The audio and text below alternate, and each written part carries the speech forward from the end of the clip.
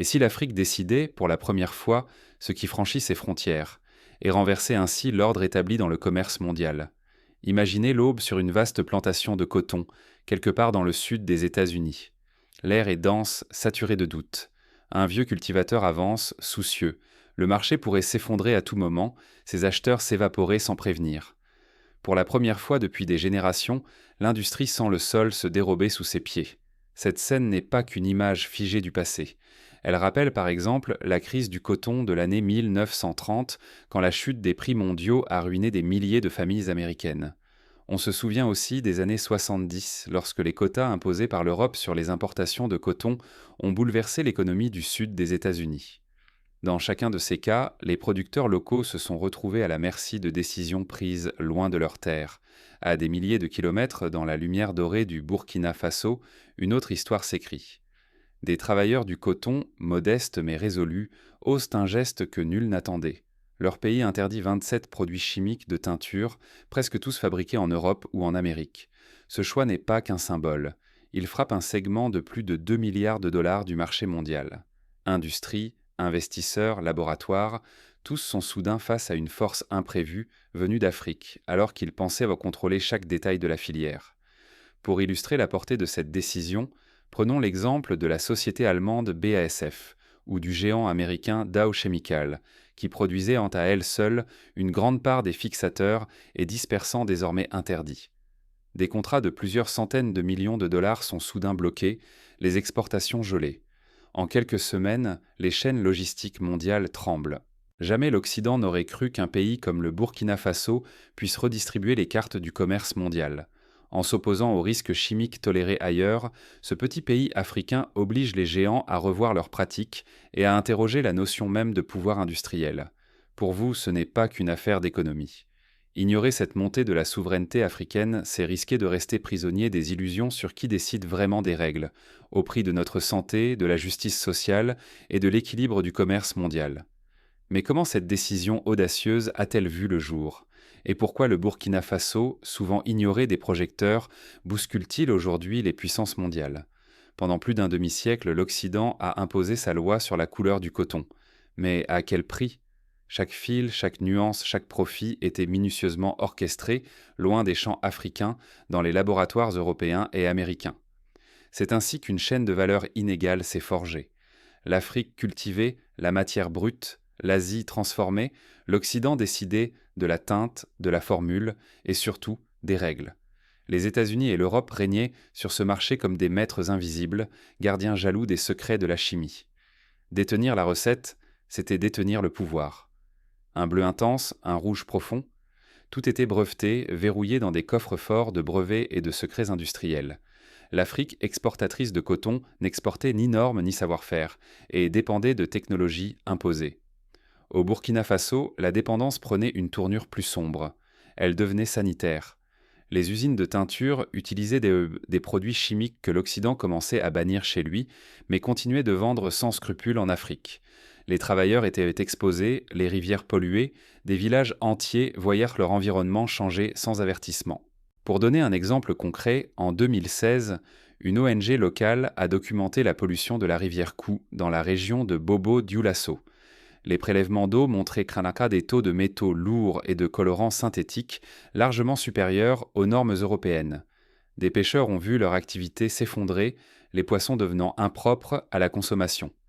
Les enfants du village voisin souffraient de maladies cutanées et respiratoires inédites. Les plaintes se sont accumulées. À Bobo-Dioulasso, dans les quartiers ouvriers, des ouvriers signalaient des rougeurs, des toux persistantes, des irritations si fortes qu'il fallait parfois suspendre le travail. Les associations locales documentaient ces symptômes, les médecins notaient en des cas étranges, et les eaux en aval des usines prenaient en des reflets alarmants. Les données sanitaires s'empilaient, mais l'Occident détournait le regard. Pourquoi ces risques, inacceptables en Europe, étaient-ils tolérés en Afrique? La réponse est implacable. L'Afrique n'écrivait pas les règles. L'Occident exportait ses technologies, mais aussi les risques qu'il ne voulait plus assumer. Les profits étaient conservés là-bas, les conséquences externalisées ici. L'injustice ne s'arrêtait pas au prix du coton, elle s'infiltrait dans l'air, l'eau, la peau des travailleurs. Fermer les yeux sur cette histoire, C'est ignorer comment des décisions industrielles et sanitaires ont été prises sans consulter les premiers concernés. Ce déséquilibre de pouvoir perpétue une iniquité profonde dans le commerce du coton. Pourtant, récemment, un événement est venu bouleverser cet ordre établi. Au Burkina Faso, une décision inattendue va forcer l'Occident à regarder l'Afrique autrement. 27 produits chimiques viennent d'être interdits, et rien ne sera plus comme avant. Pourquoi le Burkina Faso ose-t-il défier les géants de la chimie et les puissances occidentales? Ce geste n'est pas qu'un acte symbolique. C'est un bras de fer réfléchi qui secoue l'ordre établi de l'industrie mondiale. Au cœur du conflit, une liste noire de 27 produits chimiques utilisés dans la teinture. Fixateurs, dispersants, agents de liaison, autant de substances qui traversent toute la chaîne textile, du coton brut aux jeans portés sur tous les continents. Derrière ces noms techniques se cachent des enjeux de santé, d'écologie et d'influence économique. Ce qui surprend, c'est que beaucoup de ces produits sont déjà critiqués en Europe. Certains sont soupçonnés de polluer les rivières, d'autres d'agir comme perturbateurs endocriniens. Pourtant, ils n'y sont presque jamais totalement interdits, et leur utilisation en Afrique restait la règle silencieuse. Quand l'Occident hésite, c'est souvent le Sud qui assume les risques. Cette fois, le Burkina Faso dit non. La rupture vient des ateliers et des villages. Les témoignages s'accumulent. Techniciens incommodés par les vapeurs, ouvrières aux mains brûlées, villages qui voient dans les poissons flotter ventre en l'air dans les eaux colorées. Mais au-delà de la colère et de la peur, une fierté grandit. Pour la première fois, j'ai le sentiment que notre gouvernement protège nos vies avant les profits étrangers, témoigne Moussa, technicien depuis près de 30 ans. Cette dignité redécouverte s'étend vite aux pays voisins. Pour les multinationales, c'est un séisme. Les colorants visés ne sont pas accessoires. Ils forment l'ossature de la production textile mondiale. Adapter les chaînes de production, c'est revoir toutes les formules, reformuler les audits, réinventer les normes d'eau et de sécurité. Cela implique des millions investis, des délais rallongés et des standards remis en question. Pour donner un exemple historique, souvenons-nous de l'interdiction de certains pesticides en Europe dans les années 90. Les industriels avaient dû revoir entièrement leur mode de production, investir dans de nouveaux procédés et accepter de perdre temporairement des parts de marché.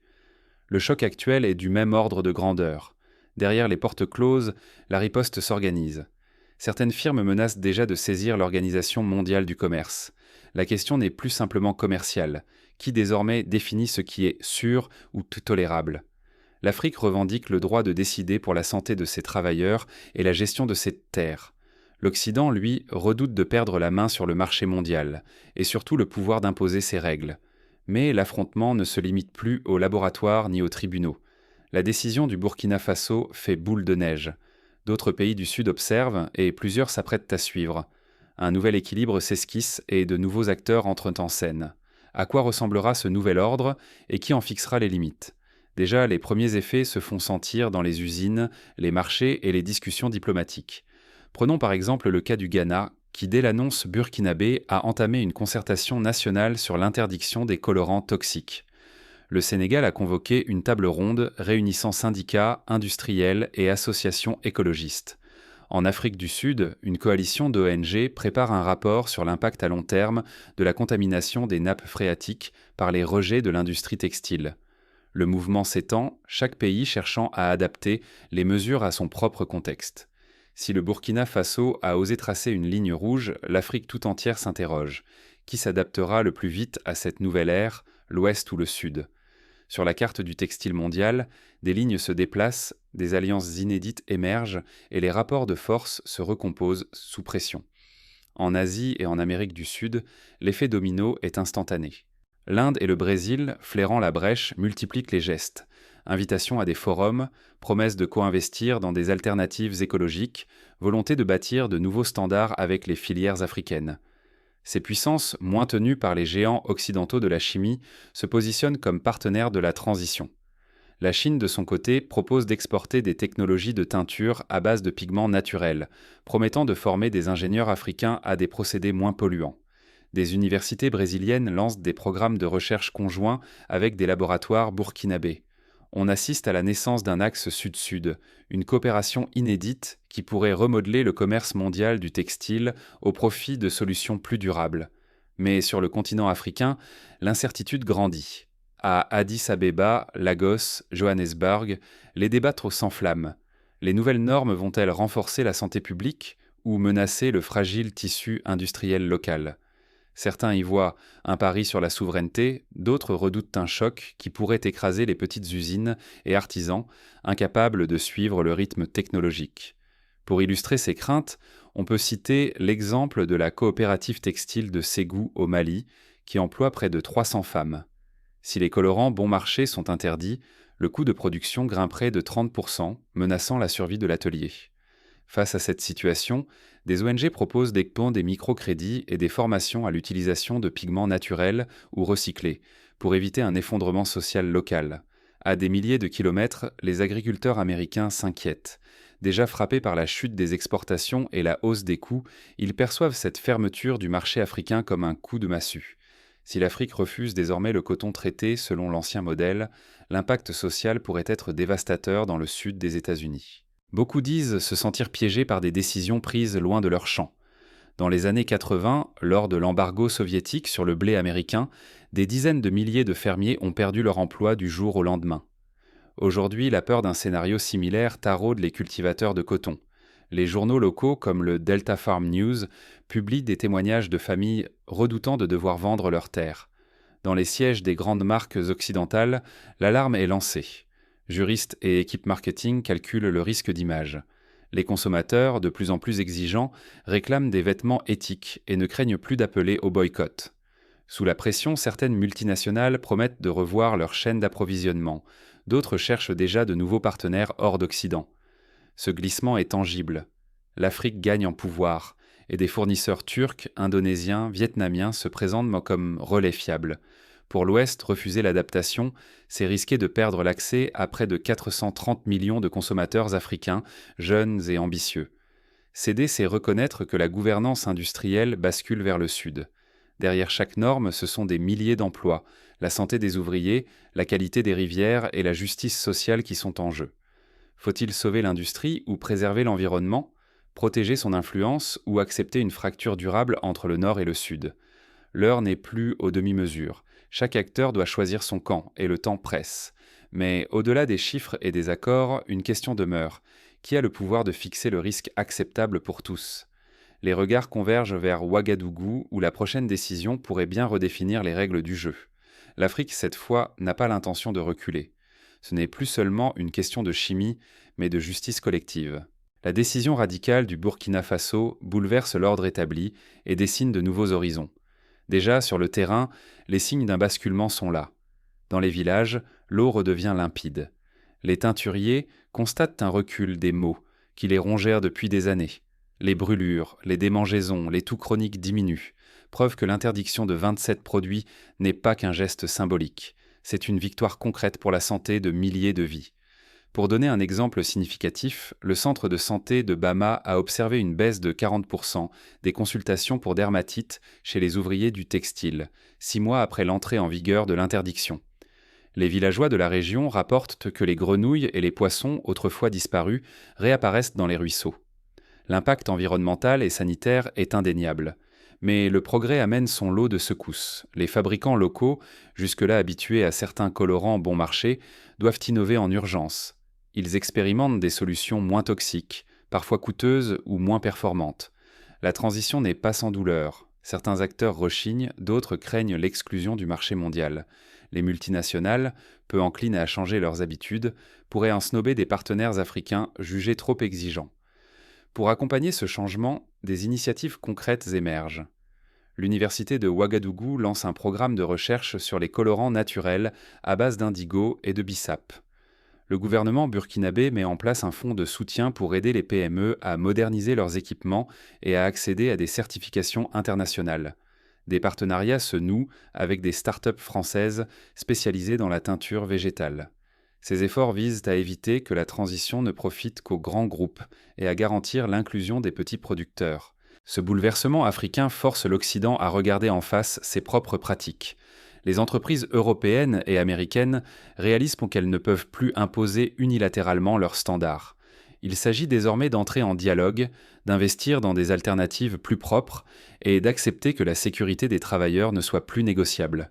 La responsabilité éthique, longtemps reléguée au discours, devient un critère réel de réputation et de compétitivité. Pour les gouvernements africains, et le Burkina Faso en tête, c'est une affirmation de souveraineté. Choisir quelles substances de sont tolérées, c'est refuser le rôle de laboratoire ou de décharge pour les risques industriels mondiaux. Ce précédent prouve qu'il est possible de définir ses propres règles, d'inventer une gouvernance adaptée aux réalités locales et d'envoyer un signal clair. L'Afrique ne sera plus le terrain d'essai des autres. En s'inspirant d'exemples comme celui du Costa Rica, qui a interdit les pesticides dangereux bien avant les puissances agricoles occidentales, le Burkina Faso montre la voie. Le Costa Rica est devenu un leader mondial de l'agriculture bio, attirant des investissements et améliorant la santé publique. De la même façon, l'Afrique peut transformer ce défi en opportunité. Du côté des entreprises, l'ère de l'innocence est révolue. Chacun doit revoir ses pratiques, ses chaînes d'approvisionnement et investir dans la recherche. Ignorer ces signaux, c'est risquer de perdre l'accès à de nouveaux marchés ou de subir des crises d'image irréparables. L'enjeu dépasse le commerce. Il touche au pouvoir d'écrire les règles, à la légitimité des modèles industriels et au respect de ceux qui produisent dans la richesse en amont. Pour prendre des mesures concrètes, les industriels peuvent auditer leur chaîne d'approvisionnement pour identifier les produits interdits, investir dans la formation des travailleurs à l'utilisation de solutions alternatives, co-développer avec les universités africaines de nouveaux procédés moins toxiques, valoriser leurs efforts en matière d'écologie et de responsabilité sociale dans leur communication auprès des consommateurs. En définitive, chaque acteur, agriculteur, industriel, consommateur, doit choisir, accompagner ce changement ou en subir le coût. L'Afrique n'est plus à la traîne, elle prend une avance inattendue. Dans cet équilibre fragile, seuls ceux qui s'adaptent ouvriront la voie du futur. Mais derrière chaque victoire, une question demeure. Cette avance peut-elle durer face à la pression économique et politique? La réponse se joue dans les choix de demain. La souveraineté ne connaît pas de limites géographiques. Elle résonne dans chaque règle, chaque molécule, chaque choix de société. La décision du Burkina Faso n'est pas un acte isolé. Elle marque une rupture nette, un défi adressé au reste du monde. Désormais, ceux qui cultivent le coton réclament le droit de fixer les règles du jeu. Ce mouvement est autant économique qu'éthique, sanitaire et profondément politique. Accepter ou ignorer ce bouleversement, c'est choisir qui aura le pouvoir de décider quelles vies valent, quels environnements méritent d'être protégés et quelles valeurs piloteront le commerce mondial. Peut-on vraiment tolérer que la santé des ouvriers africains ou la clarté de leurs rivières passent après la réduction des coûts de production des pays riches? Désormais, l'enjeu n'est plus de savoir si l'Afrique a le droit d'imposer ses choix, mais jusqu'où elle les portera et qui osera la rejoindre. Chaque règle, chaque interdiction de produits redessine la carte du commerce de demain. Aujourd'hui, le Burkina Faso force l'Occident à sortir de sa torpeur, à questionner des habitudes que l'on croyait éternelles. Nous sommes tous concernés. Producteurs, consommateurs, responsables politiques, citoyens. Car lorsqu'une nation affirme sa volonté, elle oblige toutes les autres à s'interroger qui décide vraiment des règles. Le statu quo n'est plus possible. Ce n'est plus simplement une affaire de coton, c'est une bataille feutrée mais décisive pour la justice et l'équilibre des pouvoirs.